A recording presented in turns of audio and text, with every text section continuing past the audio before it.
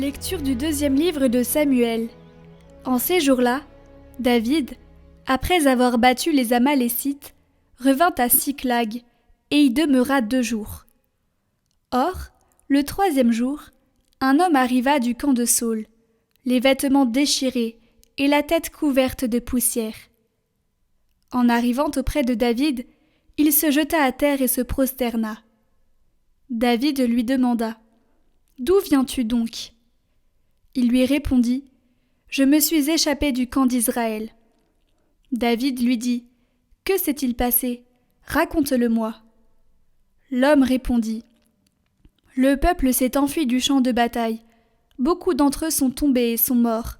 Et même Saül et son fils Jonathan sont morts. » Alors David arracha et déchira ses vêtements, et tous les hommes qui étaient avec lui firent de même. Ils se lamentèrent, pleurèrent et jeûnèrent jusqu'au soir, à cause de Saül et de son fils Jonathan, à cause du peuple du Seigneur et de la maison d'Israël, parce qu'ils étaient tombés par l'épée. Alors David chanta cette lamentation. Ta fierté, Israël, transpercée sur tes hauteurs. Comment sont-ils tombés, les héros ?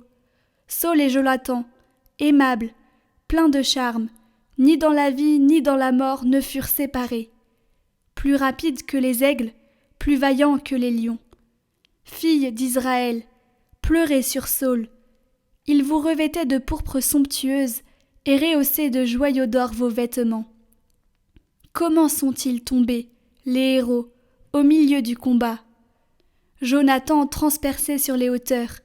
J'ai le cœur serré à cause de toi, mon frère Jonathan.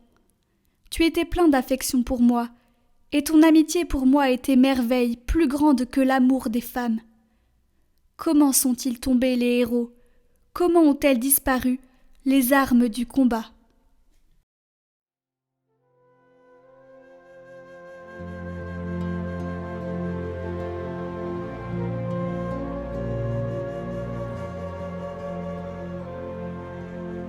Que ton visage s'éclaire et nous serons sauvés.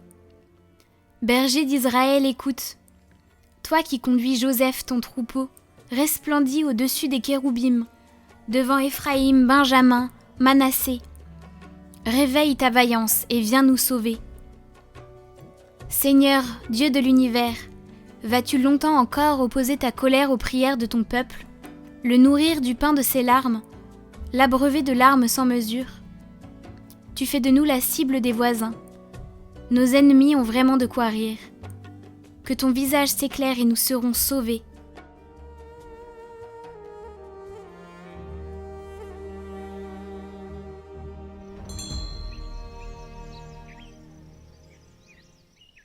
Évangile de Jésus-Christ selon saint Marc.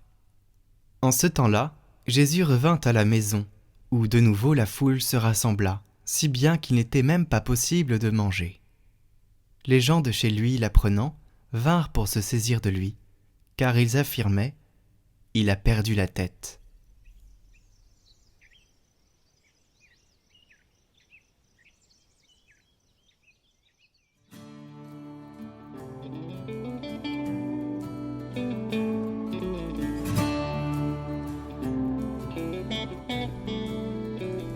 Dieu s'est fait chair et sang.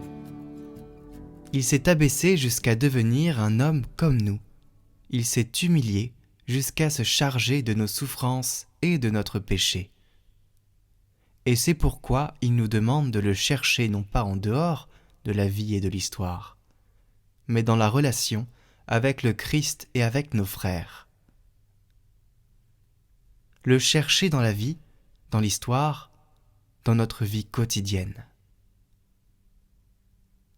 Tel est, frères et sœurs, le chemin pour la rencontre avec Dieu, la relation avec le Christ et nos frères. Aujourd'hui aussi, la révélation de Dieu dans l'humanité de Jésus peut susciter le scandale et n'est pas facile à accepter.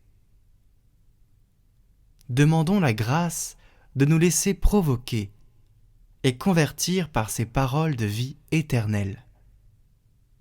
Et que la très sainte Vierge Marie, qui a porté dans sa chair son Fils Jésus, et qui s'est unie à son sacrifice, nous aide à témoigner toujours de notre foi à travers la vie concrète.